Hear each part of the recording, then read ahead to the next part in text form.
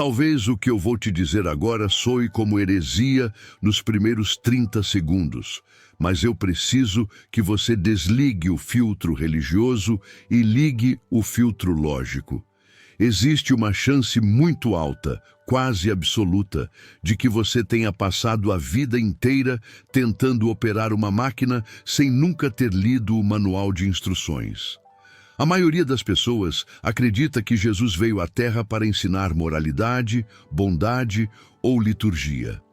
Elas acreditam que a oração é um sistema de pedido e entrega, onde você apresenta uma necessidade, chora o suficiente para comover Deus e espera que a realidade mude magicamente. Mas se você olhar friamente para os textos, sem a lente da tradição, você vai perceber que Jesus não operava assim. Ele não via a oração como um delivery cósmico. Ele via como uma tecnologia de alinhamento. O problema é que ensinaram você a usar a oração como uma ferramenta de emergência, um botão de pânico que você aperta quando o medo aperta. E é exatamente por isso que, para a grande maioria, a oração não funciona. Não porque Deus é surdo e não porque você tem pouca fé. Ela não funciona porque o mecanismo que você está usando viola as leis de funcionamento da mente humana que o próprio Criador desenhou. Jesus não ensinou você a implorar para que montanhas se movam. Ele ensinou você a falar com a montanha. Parece um detalhe semântico, mas é uma diferença de engenharia. Uma postura coloca você na posição de vítima que espera socorro. A outra coloca você na posição de operador que emite um comando. Você precisa entender que Jesus não estava tentando fundar uma nova religião cheia de rituais vazios. Ele estava tentando explicar, com a linguagem da época, como o hardware humano funciona. Ele sabia que o ser humano é uma máquina de processamento de realidade. O que entra pelos olhos e ouvidos processa no coração e sai pela boca. E aquilo que sai pela boca não apenas descreve a realidade, mas a constrói. O grande erro, o erro invisível que mantém tanta gente boa, honesta e fiel, presa na estagnação, é achar que a oração é o que você faz de joelhos por 15 minutos. Jesus sabia que a verdadeira oração é o que o seu cérebro faz nas outras 16 horas do dia. Se você ora por prosperidade de manhã, mas passa o resto do dia narrando a dificuldade, reclamando do sistema e verbalizando a escassez, o seu cérebro não registra a oração da manhã. Ele registra o padrão dominante. Ele entende que a escassez é o seu modo operacional padrão. E é aqui que entra o segredo que a maioria ignora. Se a sua vida está travada, se os ciclos se repetem, se a sensação de cansaço nunca vai embora, o problema não está na vontade de Deus. O problema é que o seu transmissor está enviando 2 sinais opostos ao mesmo tempo. E um sistema que recebe 2 comandos contraditórios não se move. Ele trava. Jesus explicou exatamente onde esse fio está cortado, e não é um mistério espiritual. É um princípio neural que estava escondido em Mateus 12:34 o tempo todo. Quando Jesus diz em Mateus 12:34, raça de víboras, como podeis falar coisas boas sendo maus? Porque a boca fala do que está cheio o coração. A maioria dos leitores trava na primeira parte. Eles acham que Jesus está apenas ofendendo os fariseus. Mas se você ignorar a ofensa e focar na segunda frase, você encontra uma lei de engenharia de software. O output depende do database. Na linguagem bíblica, a palavra coração quase nunca se refere ao órgão que bombeia sangue e raramente se refere apenas às emoções românticas. O coração, na antropologia bíblica, é o centro de processamento, o lugar onde suas crenças mais profundas, aquelas que você nem sabe que tem, estão armazenadas. Hoje, a neurociência chama isso de mente subconsciente ou sistema límbico. Jesus estava ensinando que a boca não é criadora independente. Ela é uma impressora. Ela apenas imprime o relatório do que já está rodando no sistema operacional lá dentro. Isso explica o fracasso da sua tentativa de pensamento positivo. Você tenta forçar a boca a dizer frases de vitória, mas o seu arquivo interno, construído por décadas de traumas, medos e repetições familiares, está cheio de derrota.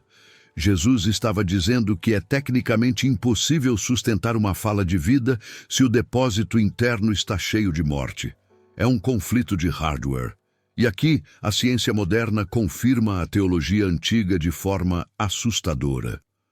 O seu cérebro não gosta de gastar energia criando novidades. Ele ama padrões. Ele cria trilhas neurais, que são como estradas, pavimentadas de alta velocidade, para pensamentos que você repete muito. Se você passou os últimos 10 anos repetindo internamente que a vida é difícil, que dinheiro é sujo ou que você nunca tem sorte, o seu cérebro fisicamente blindou essa estrada. E é aqui que o mecanismo se torna perigoso. Quando o coração está cheio desses arquivos corrompidos, a boca fala automaticamente. Você não planeja reclamar, você apenas reclama. Você não planeja se diminuir diante de uma oportunidade. A frase de autossabotagem sai antes que você perceba. Por quê? Porque a pressão interna do tanque precisa de uma válvula de escape. Jesus revelou que a boca é essa válvula, mas o problema não termina quando a palavra sai. O problema real é o ciclo de retroalimentação. Quando você fala o que está no coração, seus ouvidos escutam sua própria voz. E a neurociência prova que o cérebro dá autoridade máxima à sua própria voz, acima da voz de qualquer outra pessoa. Então, veja o ciclo infernal que você criou sem saber. O seu subconsciente está cheio de medo. A pressão sobe. A boca fala medo para aliviar a pressão. O ouvido escuta o medo. O cérebro valida o medo como realidade absoluta e reforça o arquivo no subconsciente. O coração fica ainda mais cheio. E o ciclo recomeça, mais forte, mais rápido e mais profundo. É por isso que Jesus foi tão radical. Ele não estava pedindo educação no falar. Ele estava tentando interromper um loop cibernético que transforma um pensamento passageiro em um destino inevitável. Você acha que está apenas descrevendo o seu dia ruim, mas biologicamente e espiritualmente você está assinando embaixo, autenticando o documento e mandando o cérebro repetir a mesma cena amanhã. Isso nos leva ao diagnóstico mais brutal da sua vida espiritual. Algo que eu chamo de esquizofrenia funcional. A maioria dos cristãos vive dividida entre duas personalidades. Existe a personalidade do quarto de oração, que é cheia de fé, que cita versículos, que chora e acredita no impossível. E existe a personalidade do cotidiano, que assume o controle assim que você diz amém e abre a porta do quarto. Essa segunda personalidade é cínica, medrosa, ansiosa e viciada em narrar problemas. O erro fatal é achar que Deus está ouvindo apenas a personalidade número 1, mas a biologia do seu corpo e a estrutura da realidade estão ouvindo a personalidade número 2, simplesmente porque ela passa mais tempo no comando. Faça a matemática fria do seu dia. Você passa talvez 20 minutos orando com fé e passa as outras 16 horas acordado reagindo com medo, reclamando do governo, criticando seu cônjuge, declarando cansaço e concordando com a escassez. O seu cérebro é uma máquina estatística. Ele não julga a intenção, ele julga a frequência. Se você envia 20 minutos de sinal de vitória e 16 horas de sinal de derrota, qual sinal você acha que vai se tornar o padrão neural? O sinal de derrota ganha por esmagamento. A sua oração de fé é tratada pelo sistema como uma anomalia, um ruído passageiro que não tem força para reescrever o código base que você reforça o dia inteiro com a sua boca. É aqui que a instrução de Jesus sobre não usar vãs repetições ganha uma nova camada de profundidade. Muitos acham que vã repetição é apenas falar a mesma frase muitas vezes na oração. Mas a repetição mais perigosa e mais vã é aquela que você faz fora da oração. É a repetição do discurso de vítima. É a repetição da narrativa de doença. É o hábito de contar a mesma história triste do seu passado para todo mundo que você encontra. Jesus sabia que essa repetição é vã porque ela não produz vida. Ela apenas cimenta o buraco onde você está. Quando você repete o problema, você o atualiza. Você faz o download do trauma de novo e de novo, renovando a assinatura química dele no seu corpo. O resultado desse conflito é a paralisia. Tiago, o irmão de Jesus, escreveu que o homem de ânimo dobre, ou seja, de mente dividida, é inconstante em todos os seus caminhos e não deve esperar receber coisa alguma do Senhor. Isso não é uma punição divina, é uma descrição de mecânica. Um homem que diz Deus vai prover às 7 da manhã e diz estou falido ao meio-dia, enviou 2 comandos opostos para o sistema. O resultado de 2 vetores opostos é 0. Você não sai do lugar, você não avança. Você fica preso em um ciclo de esforço máximo e resultado nulo, gastando toda a sua energia apenas para combater a sua própria descrença, sem sobrar nada para construir o futuro. Você precisa entender que o reino de Deus não responde à necessidade, ele responde ao alinhamento. Enquanto a sua boca estiver desalinhada da sua oração, você é um reino dividido contra si mesmo. E Jesus foi categórico. Todo reino dividido contra si mesmo não subsistirá. Ele cai. E é exatamente por isso que você sente que está desmoronando, mesmo estando dentro da igreja, mesmo lendo a Bíblia, mesmo querendo acertar. O colapso não é espiritual. O colapso é estrutural. Você está construindo com uma mão e demolindo com a outra. E enquanto não houver um protocolo de reinicialização para a sua linguagem, a oração continuará sendo apenas um analgésico temporário, e não a ferramenta de governo que ela foi desenhada para ser. Agora que você entendeu o diagnóstico, precisamos iniciar o protocolo de reinicialização. E eu preciso avisar, esta é a parte onde a maioria desiste, porque exige um nível de vigilância mental que você nunca treinou. Jesus não deixou a solução em aberto. Ele entregou um código específico de operação em Marcos 11:23. Preste atenção na engenharia da frase. Ele disse, se alguém disser a este monte, ergue-te e lança-te no mar, e não duvidar no seu coração, assim será feito. O detalhe que passa despercebido é a direção da fala. Jesus não disse para você falar com Deus sobre o monte. Ele disse para você falar com o monte. Existe uma diferença abissal entre súplica e decreto. Súplica coloca você na posição de quem não tem, de quem espera. Decreto coloca você na posição de governo, de quem já possui a autoridade. Quando você muda a chave e começa a falar com a circunstância, em vez de apenas chorar sobre ela, o seu cérebro muda a química do seu corpo. Súplica gera passividade e espera. Decreto gera mobilização e alerta. O seu sistema nervoso central não foi desenhado para operar em dúvida, ele foi desenhado para executar comandos claros. Enquanto você ora pedindo para Deus tirar o medo, mas continua falando palavras de insegurança, o comando final é insegurança. O protocolo de Jesus é alinhar a fala externa com a verdade interna, até que a dúvida morra por inanição. E para fazer isso, você precisa entrar no que eu chamo de jejum de palavras mortas. Este é o exercício prático mais difícil que você fará na sua vida cristã. Durante os próximos 7 dias, você vai monitorar a sua boca como se ela fosse uma arma carregada, apontada para a sua própria cabeça. O desafio não é falar coisas bonitas.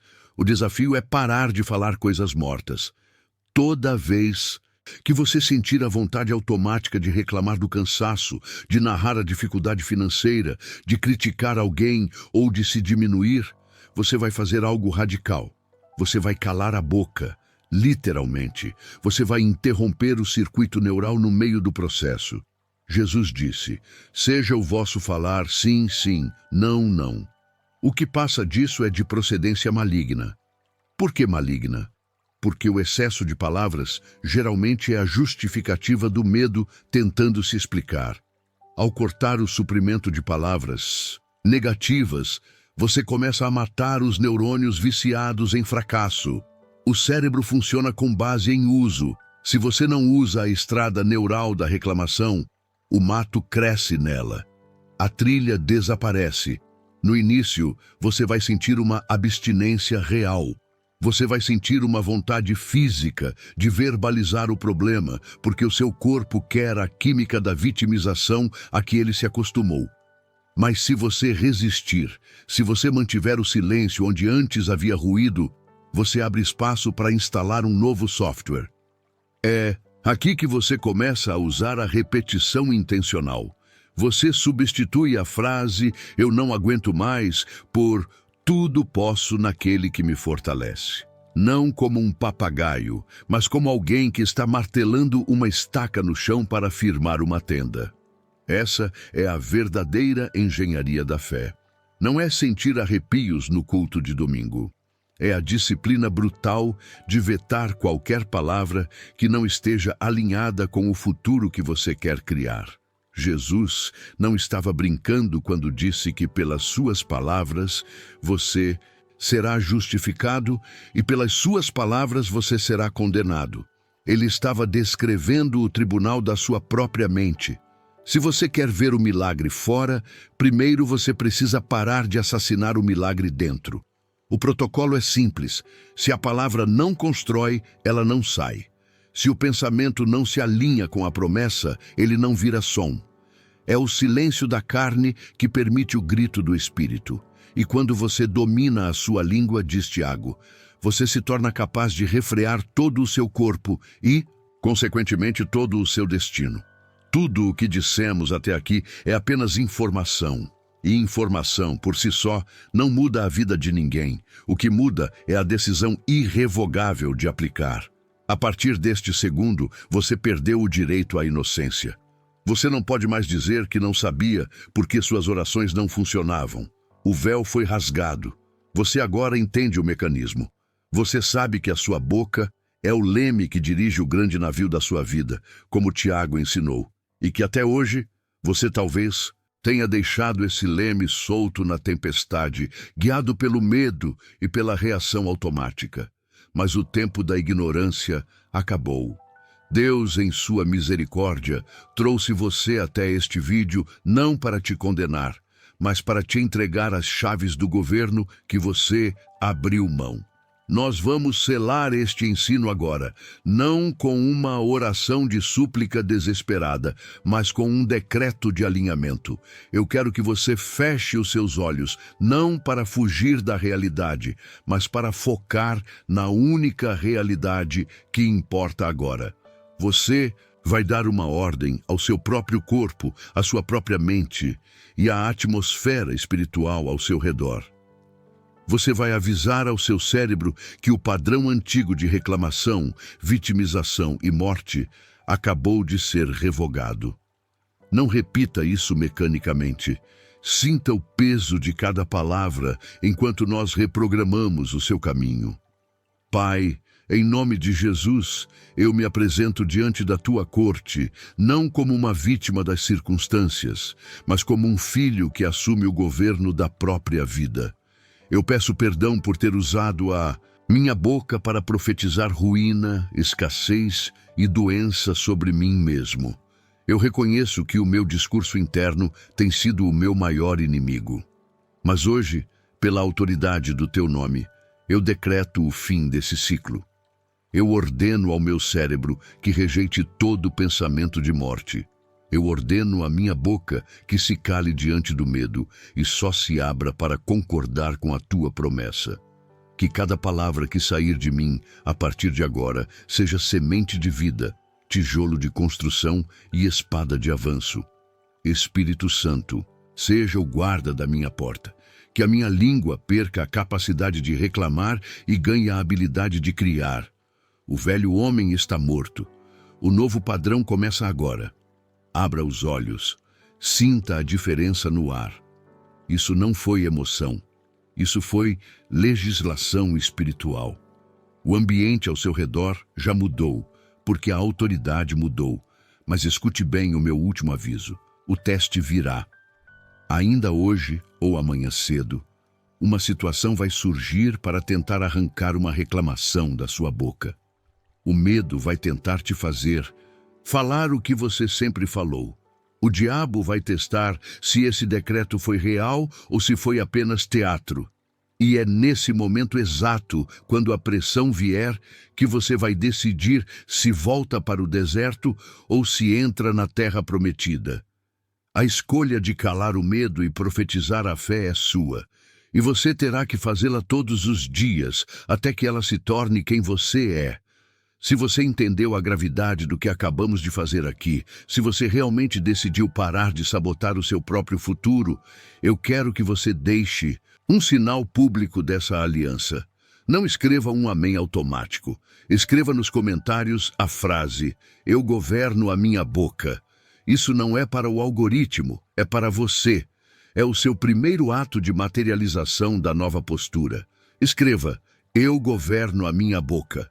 E toda vez que você olhar para esse comentário, lembre-se do dia em que você parou de pedir esmola e começou a decretar destino. O segredo foi revelado. O código está nas suas mãos. Agora, vá e não peques mais com as suas palavras.